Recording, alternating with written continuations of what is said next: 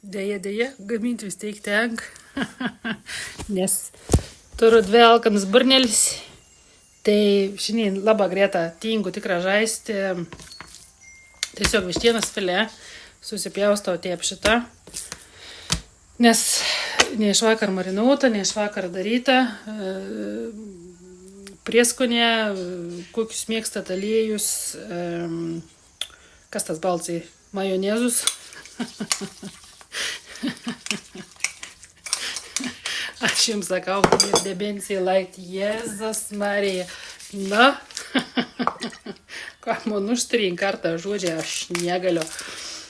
Biškitą prasiskeiskiam. Žodžiu, ištepliuosiu, palauksiu kokį 10 minučių, įdėsiu į gruzdintuvę kepti. Galą uždėsiu sūriaus ir dar biškį pakepsiu. Dedu į gruzdintuvę. 190 apie 20 minučių pradžio. Šiaip gal nereks neteikiu, aš visą atidarau ir pasižiūriu, kaip tinkas sekas toliau. Kaip bus skanėda, sūris ant veržaus primetat. Po vištienos krunt, nusiplaunam ryžius ir irgi dedam virt, nes greta čia viskas gaunas ir einam gaminti salotų.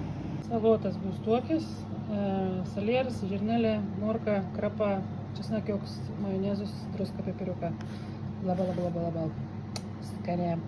Kepėjau apie maždaug 25 minutes, tai dabar jau dedam ant viršaus sūrį ir dėsim dar biškut pakepti. Va, su kokiom backgroundas, lelele.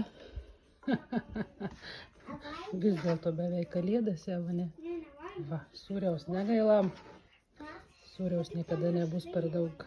Nu va, ir viskas. Vakams da uždeda, aišku, biškį sveistoką ant ryžių.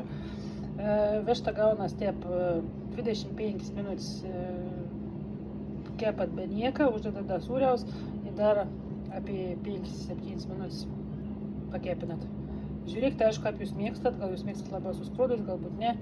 Ir nu tų tokių, žinokit, šiaip nedarau. Čia tik tas yra dėl įvaizdžio. Instagramą, TikToką ir taip toliau.